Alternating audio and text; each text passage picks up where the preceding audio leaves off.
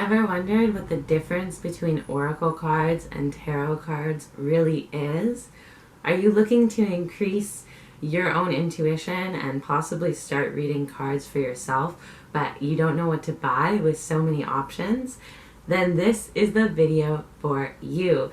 Today I have all my oracle decks and all my tarot decks here, and I'm going to show you very clearly and very easily to understand what is the difference between tarot and oracle cards, and when you might want to use tarot cards and when you might want to use oracle cards, so that you can create the best selection of tarot and oracle decks for yourself if you're looking to read cards and tell the future and all that cool stuff.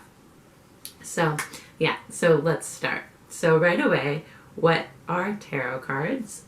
Tarot cards follow a specific traditional set. So every tarot deck has around 72 tarot cards. Sometimes a deck will have an extra card or two, like this deck here has a few extra. Let's see if I can find them. But there's 72 tarot cards. They follow a specific pattern where there's pentacles, wands, cups, swords, and then the 12 major arcana. And for each of the suits, there's ace to 10, and then there's the court cards, jack, queen, and king. So all through tarot decks, whatever tarot deck you buy, it's going to follow the same pattern. Each of these cards have a defined meaning that has been used for a long time. So whatever deck you look at, 8 of Wands is 8 of Wands. Now, there might be, let's not get ahead of myself here, there might be differences. I'm going to pull out the 8 of Wands for you in each deck. There might be differences in the art of the deck. So that means that each tarot deck is going to give you a slightly different message. Okay, here's 8 of Wands here. And then let's see if I can quickly find the 8 of Wands in this deck. Knight of Wands. Well, it always follows a pattern. Sometimes they change the names. So in this deck, cups is curses, wands is beasts, but it's still, oh, that's the 8 of Pentacles. It's still the same standard amount of cards in the same order. Here's the 8 of Wands, or the 8 of Beasts, according to this deck. So as you can see, across all 3 of these decks, it's the same card, but they have slightly different energies. Okay, with the original Rider-Waite Tarot, you may interpret this as fast action and movement. You may see this as going towards something. In this deck, the difference that I find between these two is I tend to interpret this as a lot of energy being built, whereas this I see as a lot of movement. And then in this deck, it almost looks like he's facing something. So while the art is slightly different, and your intuition will be able to pull different meanings because of that, it's still the same cards. And at the end of the day, there is a base meaning for the 8 of Wands that can be applied no matter what tarot deck you are using. Okay, so it always follows a routine, traditional format. This is one of the bonus cards in this deck. This is the Astral World. So sometimes they will have extra. I've seen a few tarot decks that have kind of extra cards thrown in. But they will always have the 4 suits and the 12 major arcana, no matter what. So that's a tarot deck. Okay? And then these are oracle decks. So the main difference with oracle decks is there is no standard. There is no tradition. Every one of these decks has a different amount of cards. It has a different theme and a different purpose. So this is one of, you probably see this deck a lot. It's very fun to use, so I see lots of other tarot readers using it too. This is an archetype deck. So each of these cards is going to have a specific archetype. Okay, the shaman, the vow, right? The offering. So with this deck, it's going to have you thinking in terms of symbolism, metaphors, and archetypes. If you know what an archetype is, Carl Jung was the one who invented this idea, and it's basically all throughout all throughout the cultures of humanity, all throughout the world, we have these consistent ideas. So, for example, the mother. We have a consistent understanding of what a mother archetype or what a mother stereotype is. And that is what this deck plays with. It plays with archetypes. It plays with, we have the destroyer, and then you may have just seen there was the healer. So it plays with these standard types. This means that this deck gives a lot of room for you to use intuition, because you're going to have a personal connection to the archetype. However, some oracle decks are very hard to use intuition with, like this one. So black tourmaline, Herkimer diamond, labradorite. This is a crystal oracle deck. So the theme for this deck is crystals. Each oracle deck will have their own theme. So this one is crystals. For this one, it is a lot harder to intuitively, unless you get this card, soulmate. That's easy to understand. But yeah, I'll show you this card, rhodosite. It's a lot harder to intuitively read this card unless you have a specific connection to crystals. So if you already understand crystals, if you're already deeply connected to their energies, then you will be able to intuitively read these cards. For most people, they'll have to use the guidebook to understand their meaning. So some oracle decks are very much like this. This oracle deck here as well, this is the blind spot oracle deck. There's no way you're going to be able to pull out the meaning without the author's meaning, okay? Because these are sigils. Like if I show you this, there's no... You may be able to intuitively figure it out if you're really tapped into energy or something like that, but it's a lot harder. So for these ones, you might need the guidebook. And the guidebook will show you, I have the blind spot oracle guidebook right here, so the guidebook will show you the author's meaning. So you can find your card, and then you'll be able to read their meaning for what that card is supposed to be. So some oracle decks are very much like that, where there's not a lot of room for intuition. You mostly have to follow the idea that came behind the oracle deck, the ideas from the author. Yeah, with this deck here, this is an animal spirit deck. So here, this is kind of in the middle. You have life as a mystery. So it tells you very straightforward what the card is. Again, there's a little less room here for you to use your intuition. Oracle cards are a lot more direct. I find that they're easier for beginners because with tarot cards, you kind of have to learn the meanings and you have to practice and understanding the different suits and understanding, the astrology behind it and the energies. That's all going to make it much easier for you to use a tarot deck. Whereas if you pick up a deck like this, Canary Spirit, Sing Your Own Song, the message is very straightforward. It's very laid out for you, right? It has a specific meaning.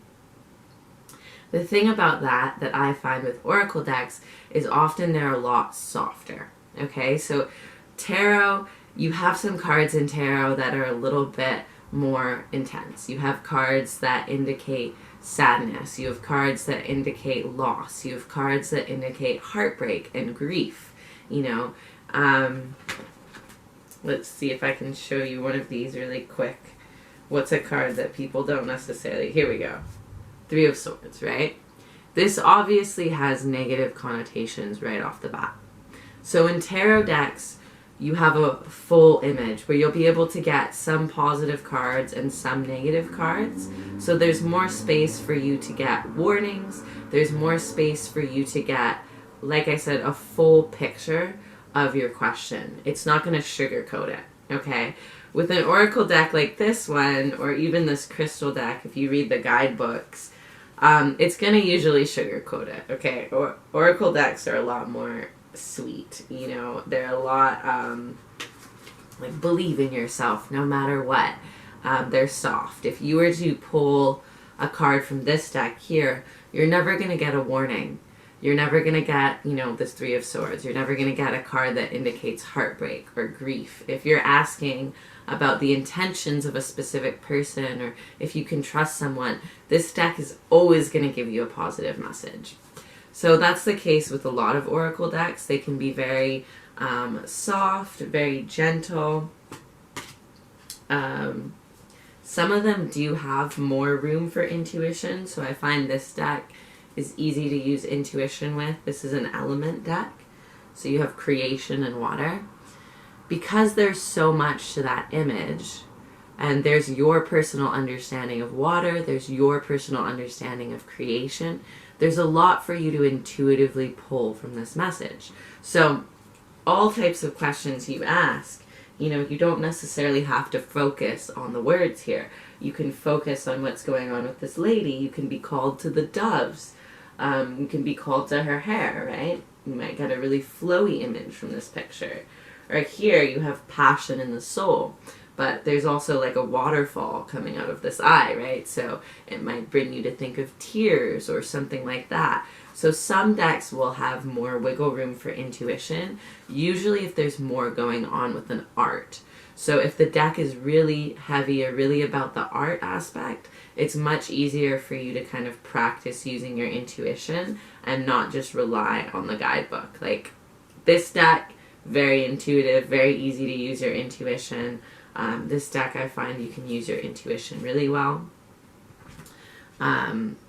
Here I have a yoga deck. So like I said, oracle decks, they're all on a certain theme. This yoga deck, if you don't understand yoga, like you're gonna need the book, right? Because Vishuddha, right? So this means throat chakra.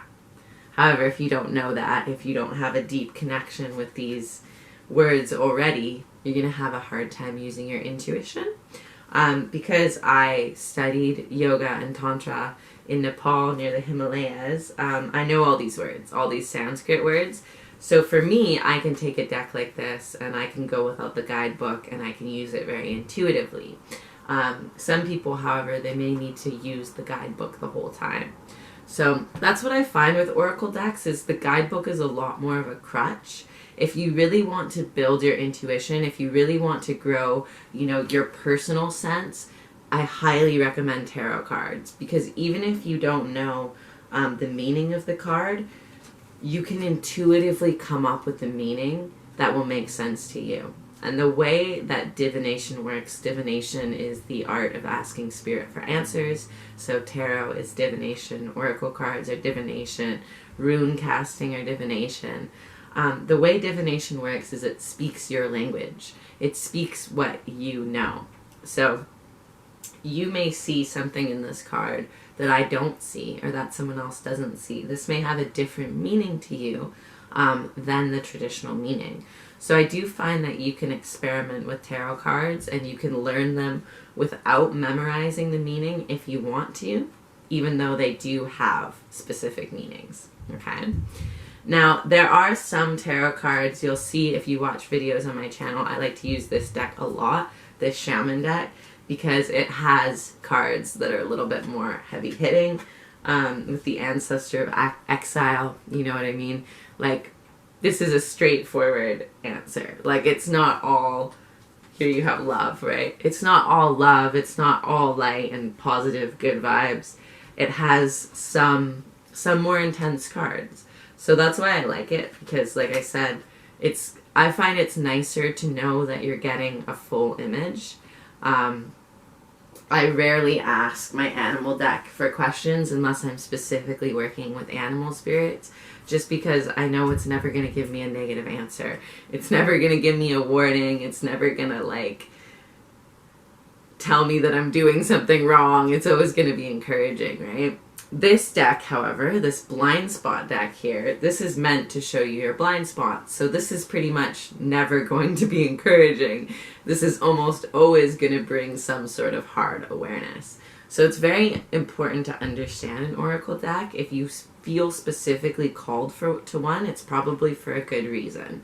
Okay? And sometimes we need these light, love and light messages. So I don't want to discount that the softer tarot oracle decks are bad or not useful in any way. I'm just saying that from my personal experience, I like to have I like to have both. I like to know that there's some negative messages maybe in there that, you know, if I can't trust someone, that the deck is going to show me that or something like that, right? And so this is part of the reason I made this deck. This deck, all the art is created by me. All the words are channeled from spirit. This is gods and kings, so that's the theme for this one. And with this deck, it's a lot more heavy hitting at times. I've been experimenting with it with my friends a little bit, seeing how it works.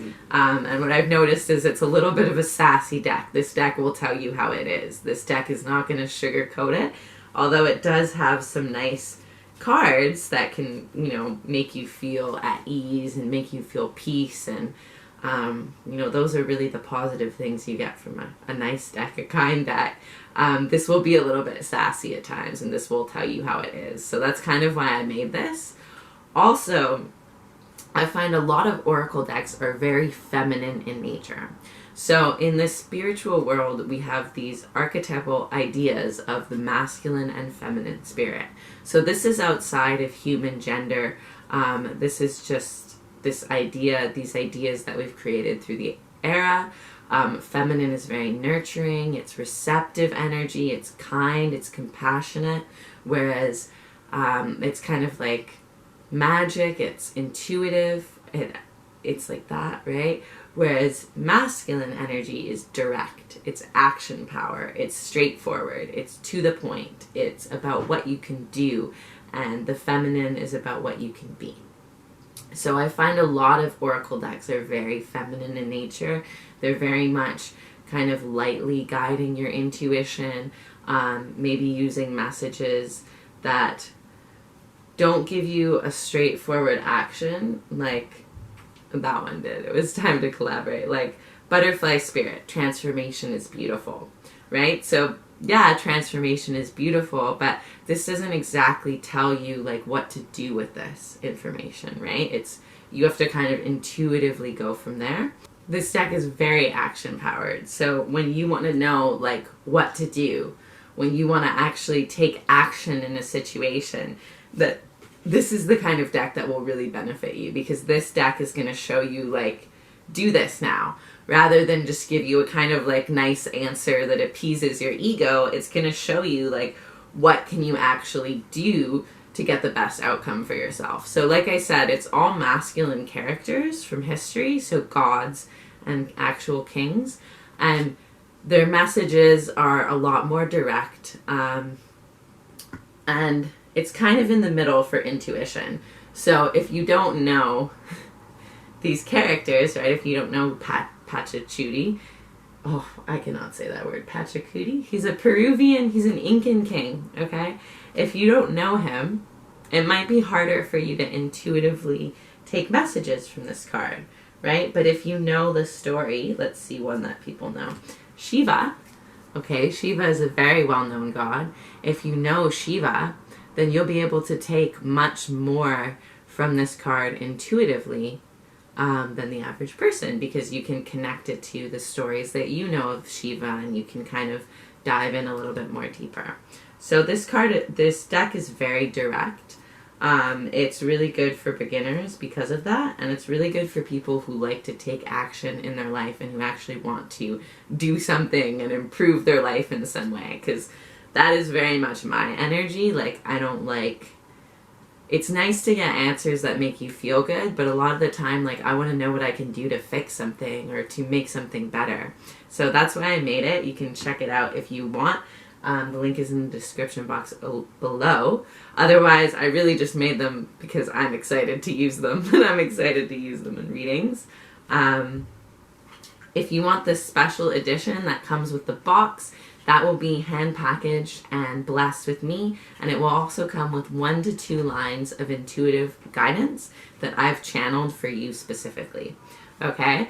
Otherwise, there's a really good deal if you just order straight from the manufacturer, and that will come in a black velvet bag, and it will have almost nothing to do with me. It will come straight from the print shop to your house, and yeah, that's for people who want to save. So check that out if you're interested. Otherwise, this is all my oracle decks. This is all my tarot decks. Hopefully from here you can kind of understand the difference between the two. Like I said, if you really want to train your intuition, if you really want a full image when you ask the questions, a full scope and understanding, I highly recommend getting into tarot and learning tarot, because this has the widest range of what you can get for an answer, okay? It does require your intuition. You can memorize the card meanings if you want to, but it won't make you as good as a reader if you learn how to intuitively read them.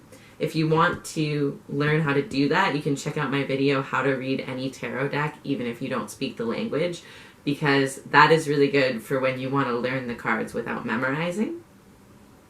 And then oracle cards are traditionally softer. Like I said, there are some decks that hit a little bit heavier. I have 3 decks here that are not going to sugarcoat things for you. But traditionally, oracle decks are softer. They're more open. You will likely need to use the guidebook more until you learn the deck. Because like I said, some of them, like, it's really about what the author intended. And they all have their own themes. So if you're pulled to a specific theme or of an oracle deck, it's for a reason. Like, I got this animal deck because I really wanted some animal spirit cards. Sometimes I even ignore the messages because I just want to kind of tap into the symbolism of animals and animal guides. So if there's a certain energy that's calling you, get it. You're going to enjoy it. Yeah, hopefully this helps you kind of understand so you can decide what you want to add to your tarot collection for yourself. If you want oracle decks, if you want tarot decks. I have a friend who all she buys is tarot decks. She just has so many tarot decks and they're all different artwork. And it's really cool because every deck is slightly different, so we'll use them for slightly different things. As you can see, I kind of like buying oracle decks because I find that once you have one tarot deck, you have a tarot deck, right? This one was gifted to me, and this one was the first one I bought. It was actually, it's in Spanish, so I got the traditional one for my mom as well. But I find, you know, you don't really, for me personally, you don't really need a lot of tarot decks. Whereas the oracle decks, like, it's always a different message. It's always a different theme. And so you can get a really wide range of answers from having more than one oracle deck. And oracle decks are a really good way to affirm what is coming through a tarot reading. So if you pull, you know, if you do a spread of tarot cards, I'll just do one to show you. So we're not going to ask a specific question. I'm just going to pull. Ooh, that card wants to come out. I'm just going to pull 3 cards. So you have the 7 of Pentacles, the 3 of Cups in reverse, and the 2 of Wands. Right? So I can interpret, so I can pull these cards and I can kind of interpret the meaning. And then if I wanted to, I often will go to an oracle deck to kind of confirm, am I getting the message right? Is this what it actually is saying? So I'll add to the reading by adding oracle cards. So you have 7 of Pentacles, 3 of Cups in reverse, and 2 of Wands. So I would see this is kind of like a focus on planning. I would say that things are expanding really rapidly. It's kind of a time to be a bit more serious and focus on what you can physically do, build, or create in this world. Don't just sit around and wait for harvest. Keep planning, keep looking to the future, but don't kind of unnecessarily play or kind of waste your energy here. And then I would pull one of these cards, or 2 of these cards, to see there's clarity. So yeah, we have Grow, Builder, Adapt.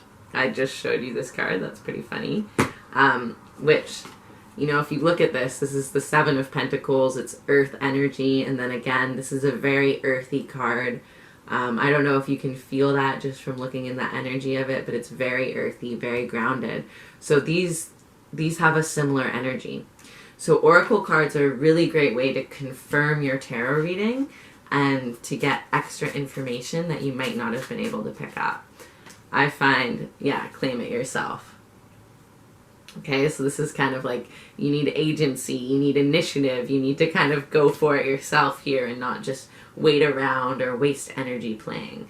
So oracle cards are amazing for adding information and adding a deeper meaning to a tarot reading you're doing, which is why I personally use both. But if you want to use one or the other, hopefully this helped you make your decision what is best for you. Thank you so much for watching. Check out my channel for more videos. All the links to my tarot deck and tarot readings from me are in the description box below, and I'll see you in the next video.